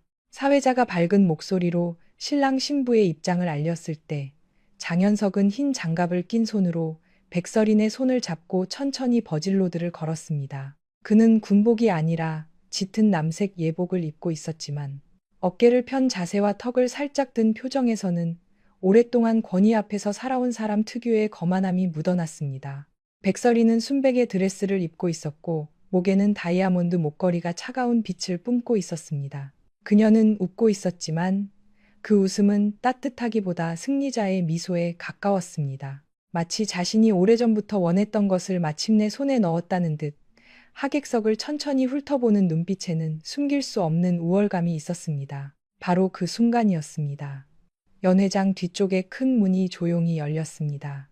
음악은 계속 흐르고 있었지만 문이 열리는 소리를 들은 몇몇 사람이 뒤를 돌아보았습니다. 그리고 그들의 시선이 한 곳에 멈추었습니다. 문 앞에는 한 여자가 서 있었습니다. 화려한 드레스도 값비싼 보석도 없었습니다. 짙은 회색 코트에 단정한 검은 원피스, 낮은 굽의 구두, 그리고 왼손에 들린 작은 붉은 상자 하나.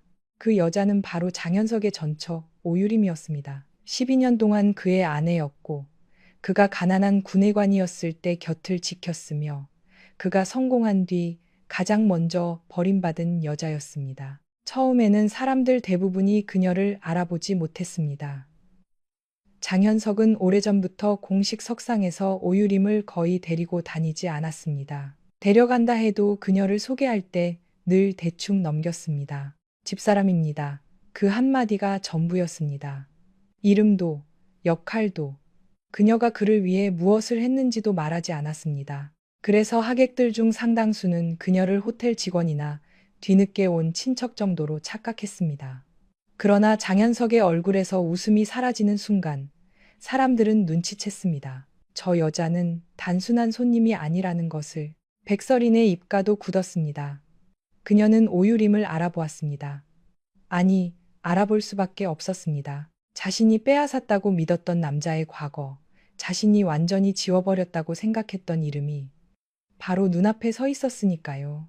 장현석은 이를 악문 채 낮게 말했습니다. 당신이 여길 왜 와?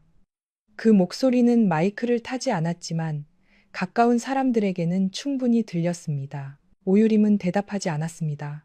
대신 천천히 앞으로 걸어왔습니다. 그녀의 걸음은 급하지도 흔들리지도 않았습니다. 누군가 울면서 난입하는 장면을 기대했던 사람들에게 그녀의 침착함은 오히려 더 불편했습니다. 그녀는 신랑 신부가 서 있는 단상 앞에서 멈추었습니다. 붉은 상자를 두 손으로 받쳐 들고 아주 조용한 목소리로 말했습니다. 결혼 선물을 가져왔어요. 당신이 그토록 원하던 높은 자리에 어울리는 선물로. 그 말에 연회장 안의 공기가 순식간에 가라앉았습니다.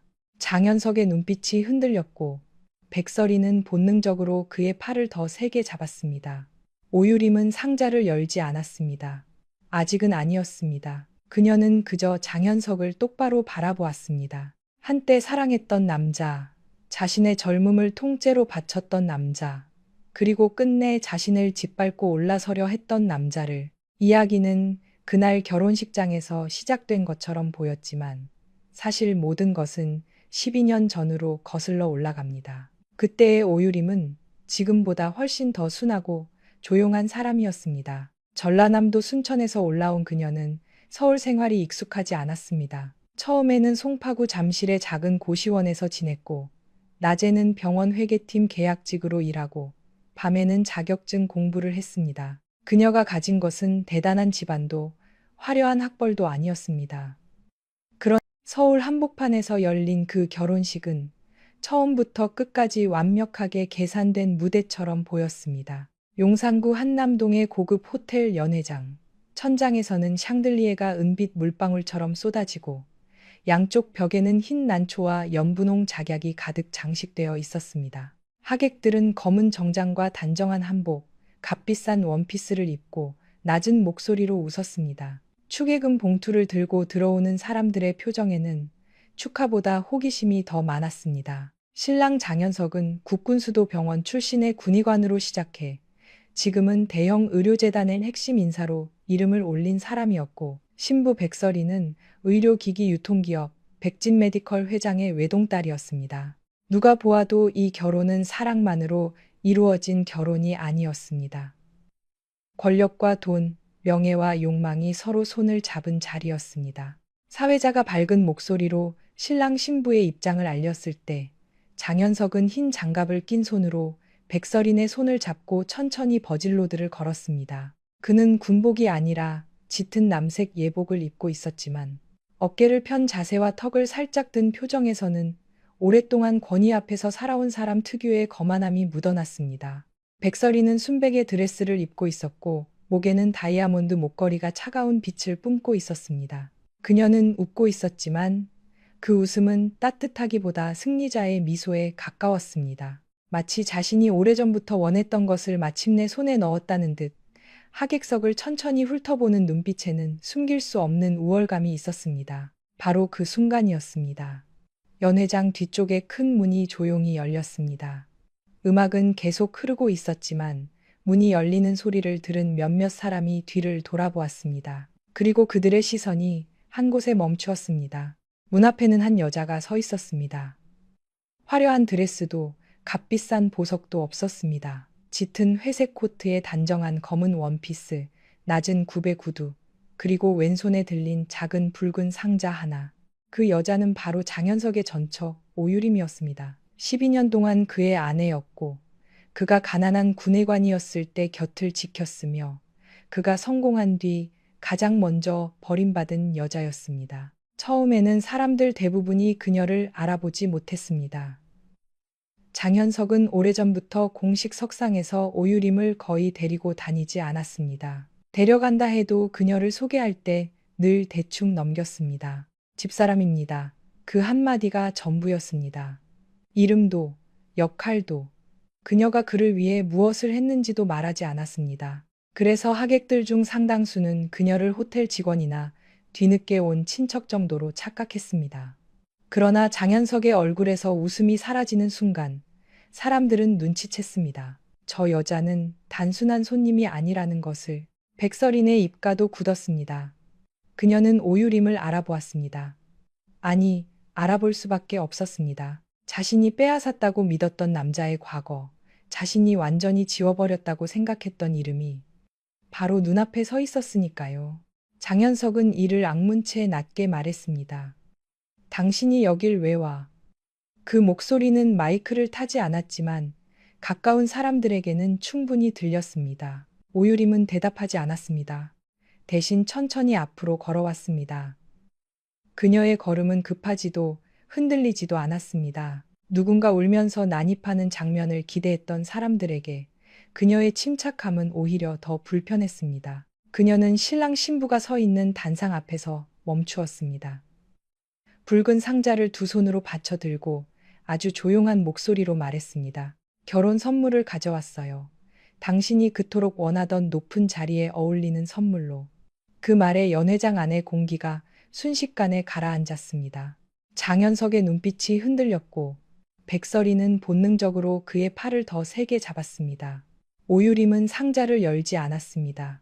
아직은 아니었습니다. 그녀는 그저 장현석을 똑바로 바라보았습니다. 한때 사랑했던 남자, 자신의 젊음을 통째로 바쳤던 남자, 그리고 끝내 자신을 짓밟고 올라서려 했던 남자를. 이야기는 그날 결혼식장에서 시작된 것처럼 보였지만 사실 모든 것은 12년 전으로 거슬러 올라갑니다. 그때의 오유림은 지금보다 훨씬 더 순하고 조용한 사람이었습니다. 전라남도 순천에서 올라온 그녀는 서울 생활이 익숙하지 않았습니다. 처음에는 송파구 잠실의 작은 고시원에서 지냈고 낮에는 병원 회계팀 계약직으로 일하고 밤에는 자격증 공부를 했습니다. 그녀가 가진 것은 대단한 집안도 화려한 학벌도 아니었습니다.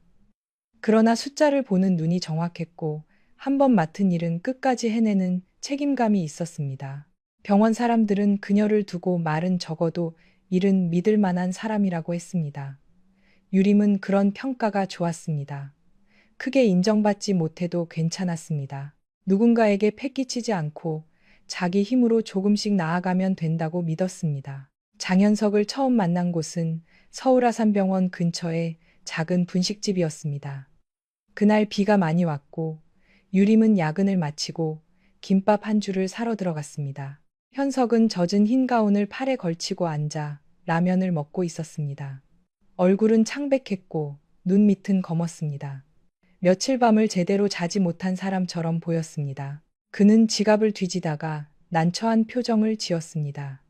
카드가 되지 않는 작은 가게였고 현금이 부족했던 것입니다. 주인이 짜증을 내려는 순간 유림이 조용히 1,000원짜리 몇 장을 내밀었습니다. 같이 계산해 주세요.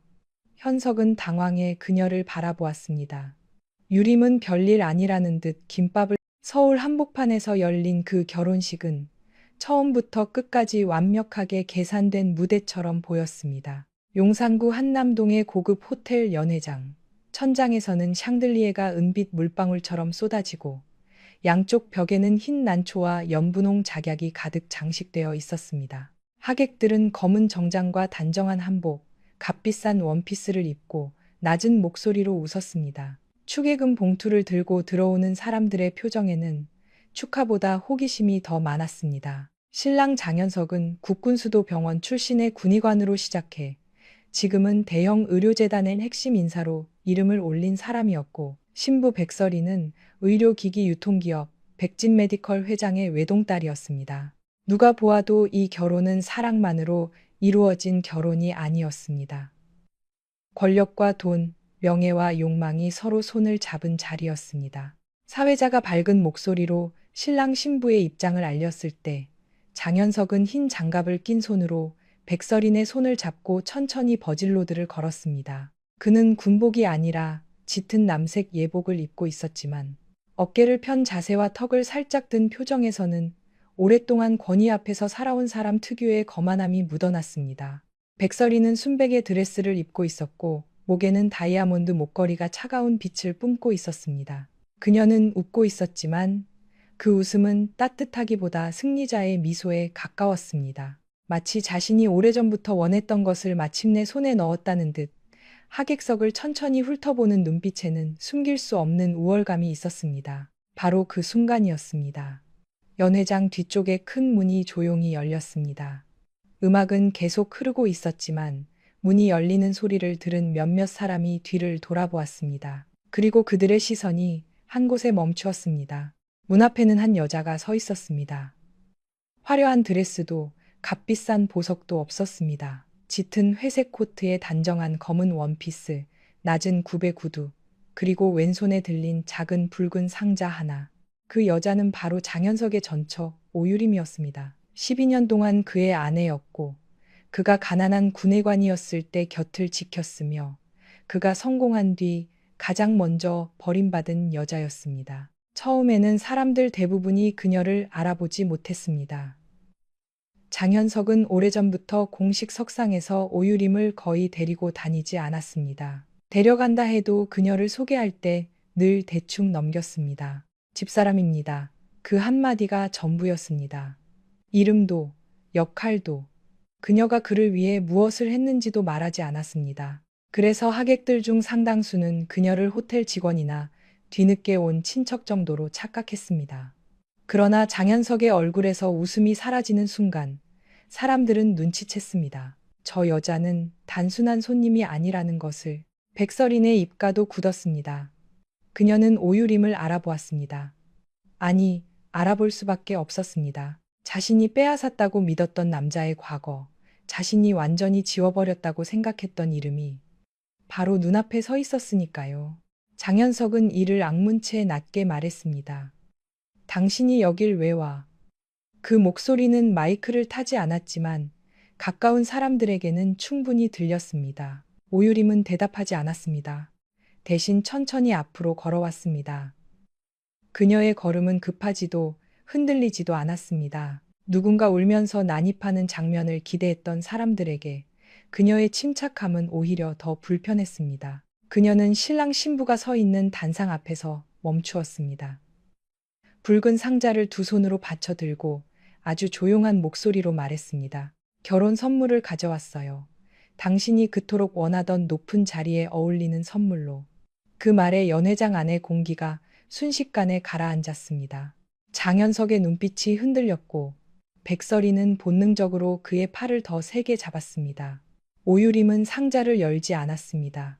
아직은 아니었습니다. 그녀는 그저 장현석을 똑바로 바라보았습니다. 한때 사랑했던 남자, 자신의 젊음을 통째로 바쳤던 남자, 그리고 끝내 자신을 짓밟고 올라서려 했던 남자를. 이야기는 그날 결혼식장에서 시작된 것처럼 보였지만 사실 모든 것은 12년 전으로 거슬러 올라갑니다. 그때의 오유림은 지금보다 훨씬 더 순하고 조용한 사람이었습니다. 전라남도 순천에서 올라온 그녀는 서울 생활이 익숙하지 않았습니다. 처음에는 송파구 잠실의 작은 고시원에서 지냈고 낮에는 병원 회계팀 계약직으로 일하고 밤에는 자격증 공부를 했습니다. 그녀가 가진 것은 대단한 집안도 화려한 학벌도 아니었습니다.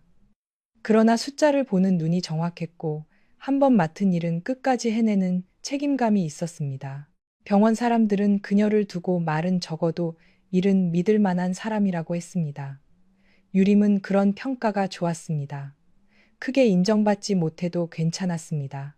누군가에게 패기치지 않고 자기 힘으로 조금씩 나아가면 된다고 믿었습니다. 장현석을 처음 만난 곳은 서울 아산병원 근처의 작은 분식집이었습니다. 서울 한복판에서 열린 그 결혼식은 처음부터 끝까지 완벽하게 계산된 무대처럼 보였습니다. 용산구 한남동의 고급 호텔 연회장.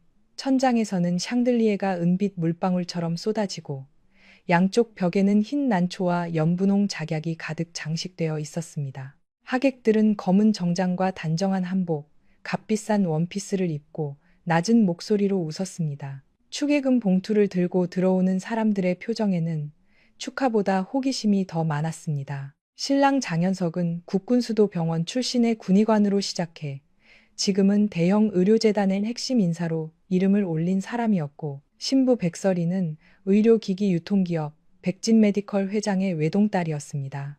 누가 보아도 이 결혼은 사랑만으로 이루어진 결혼이 아니었습니다.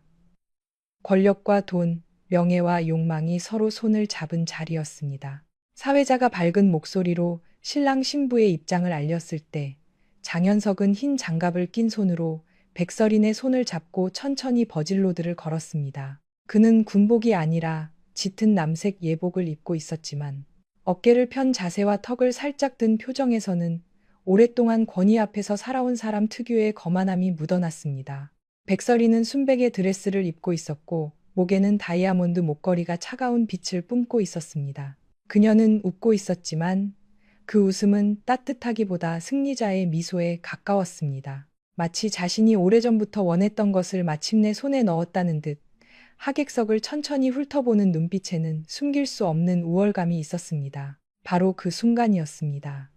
연회장 뒤쪽에 큰 문이 조용히 열렸습니다. 음악은 계속 흐르고 있었지만 문이 열리는 소리를 들은 몇몇 사람이 뒤를 돌아보았습니다. 그리고 그들의 시선이 한 곳에 멈추었습니다. 문 앞에는 한 여자가 서 있었습니다. 화려한 드레스도 값비싼 보석도 없었습니다. 짙은 회색 코트에 단정한 검은 원피스, 낮은 굽의 구두, 그리고 왼손에 들린 작은 붉은 상자 하나. 그 여자는 바로 장현석의 전처 오유림이었습니다. 12년 동안 그의 아내였고 그가 가난한 군의관이었을 때 곁을 지켰으며 그가 성공한 뒤 가장 먼저 버림받은 여자였습니다. 처음에는 사람들 대부분이 그녀를 알아보지 못했습니다. 장현석은 오래전부터 공식 석상에서 오유림을 거의 데리고 다니지 않았습니다. 데려간다 해도 그녀를 소개할 때 늘 대충 넘겼습니다. 집사람입니다. 그 한마디가 전부였습니다. 이름도, 역할도, 그녀가 그를 위해 무엇을 했는지도 말하지 않았습니다. 그래서 하객들 중 상당수는 그녀를 호텔 직원이나 뒤늦게 온 친척 정도로 착각했습니다. 그러나 장현석의 얼굴에서 웃음이 사라지는 순간 사람들은 눈치챘습니다. 저 여자는 단순한 손님이 아니라는 것을. 백설인의 입가도 굳었습니다. 그녀는 오유림을 알아보았습니다. 아니, 알아볼 수밖에 없었습니다. 자신이 빼앗았다고 믿었던 남자의 과거, 자신이 완전히 지워버렸다고 생각했던 이름이 바로 눈앞에 서 있었으니까요. 장현석은 이를 악문채 낮게 말했습니다. 당신이 여길 왜 와? 그 목소리는 마이크를 타지 않았지만 가까운 사람들에게는 충분히 들렸습니다. 오유림은 대답하지 않았습니다. 대신 천천히 앞으로 걸어왔습니다. 그녀의 걸음은 급하지도 흔들리지도 않았습니다. 누군가 울면서 난입하는 장면을 기대했던 사람들에게 그녀의 침착함은 오히려 더 불편했습니다. 그녀는 신랑 신부가 서 있는 단상 앞에서 멈추었습니다. 붉은 상자를 두 손으로 받쳐 들고 아주 조용한 목소리로 말했습니다. 결혼 선물을 가져왔어요. 당신이 그토록 원하던 높은 자리에 어울리는 선물로. 그 말에 연회장 안의 공기가 순식간에 가라앉았습니다.